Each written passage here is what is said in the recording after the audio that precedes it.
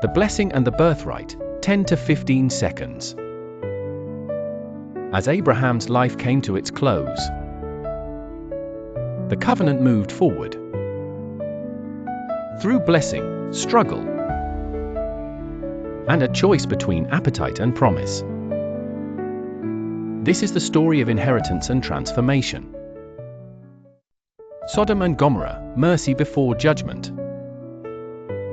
After Abraham separated from Lot, the land unfolded in two directions. Lot had chosen the fertile plains near Sodom, green, prosperous, attractive. But Scripture had already whispered something ominous. Now the people of Sodom were wicked and were sinning greatly against the Lord. Genesis 13 verse 13. What appears flourishing on the outside may be decaying within. The cry of the cities. Time passed. Sodom and Gomorrah grew in wealth and indulgence. Trade prospered. Life seemed abundant. But beneath prosperity, corruption deepened.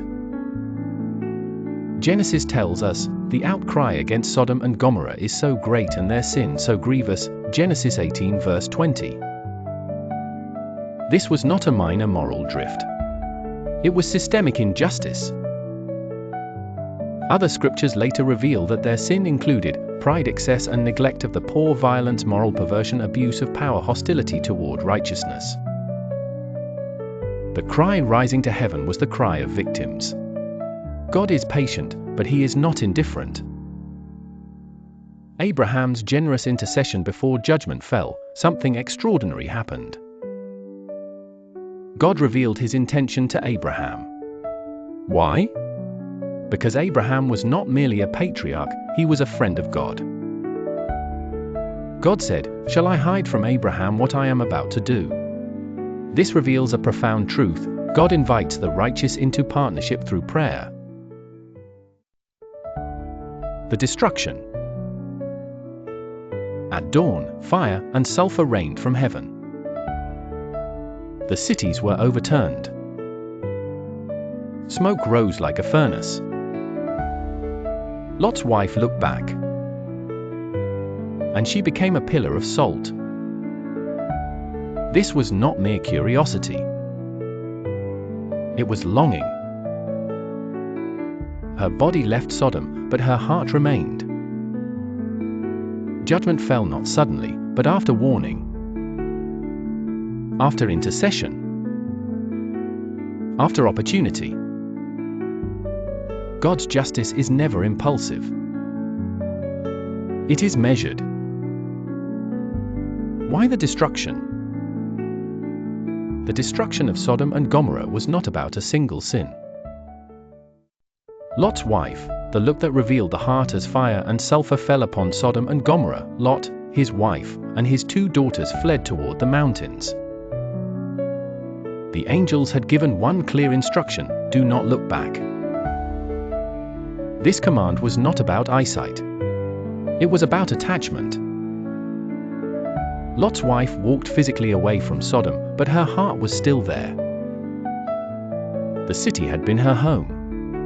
Its comfort, its wealth, its familiarity. As destruction reigned behind her, she turned. And in that turning, she became a pillar of salt. Why salt? The meaning salt in Scripture can represent preservation, but also barrenness. The region near the Dead Sea is filled with salt formations. Salt symbolizes something that cannot grow. Lot's wife became a monument. Not because God delights in punishment, but because her story became a visible lesson. You cannot move forward into deliverance while longing for what God is removing. Her body left judgment. Her heart remained in it. Jesus later would say, "Remember Lot's wife." Luke 17 verse 32, her story is a warning across generations. Transformation requires detachment. Deliverance demands trust. Looking back can free spiritual progress. She did not perish in Sodom. She perished on the way out. Lot and his daughters, fear in the aftermath. After escaping, Lot and his daughters fled to the mountains. They lived in a cave, isolated, shaken, survivors of catastrophe. They had witnessed fire from heaven. They had lost their mother. Their city was gone. Isaac and Rebekah, a union guided by God after the testing on Mount Moriah, and after Sarah's death, Abraham grew old. The covenant promise rested upon Isaac. But Isaac was unmarried. Abraham understood something deeply important: the promise must continue through alignment, not compromise. He called his most trusted servant and made him swear an oath: "You will not get a wife for my son from the daughters of the Canaanites, but will go to my country and my own relatives." This was not about ethnicity. It was about spiritual direction.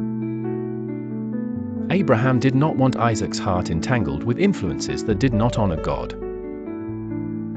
The prayer at the well. The servant traveled to Mesopotamia. When he arrived at a well outside the city of Naar, he did something powerful. He prayed, "O Lord, give me success today. May it be that when I say to a young woman, 'Please let down your jar,' and she says, 'Drink, and I'll water your camels too,' let her be the one." Notice the humility. He did not manipulate. He did not rush. He sought divine confirmation.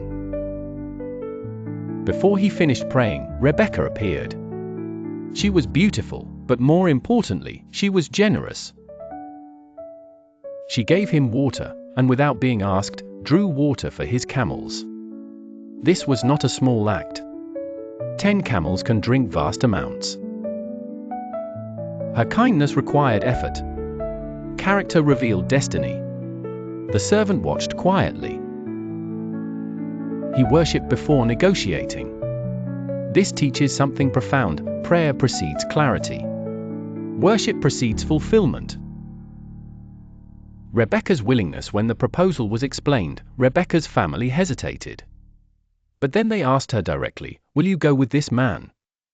She answered simply, "I will go." She left her home, her land, her familiarity, much like Abraham once had. Rebekah becomes a mirror of Abraham's faith. She steps into promise without fully seeing it. The last days of Abraham, a life completed in faith after the covenant was confirmed, after Isaac was born, after the mountain of Moriah, Abraham's life entered its final chapter. He lived many years more. He saw Isaac grow. He saw promise take shape. But before his death, Abraham did something important. He ensured Isaac was firmly established as heir. He gave gifts to the sons born through Keturah, but Isaac received the covenant inheritance. This was not favoritism. It was fulfillment. The promise had always been specific. Abraham died at a good old age, an old man and full of years. Scripture says he was gathered to his people. Isaac and Ishmael buried him together. Notice this tenderness. The sons, once separated, stood side by side at their father's grave. Even in division, something of Abraham's legacy united them. Abraham's life teaches, faith is not measured by perfection, but by direction. He left you not knowing where he was going. He died seeing only part of the promise fulfilled. Yet he trusted. Isaac blesses Jacob, words that shape destiny. As Isaac grew old and his eyes grew dim, he prepared to bless his firstborn, Esau. In ancient culture, the blessing was not sentimental. It was prophetic. It carried authority. It shaped inheritance and destiny.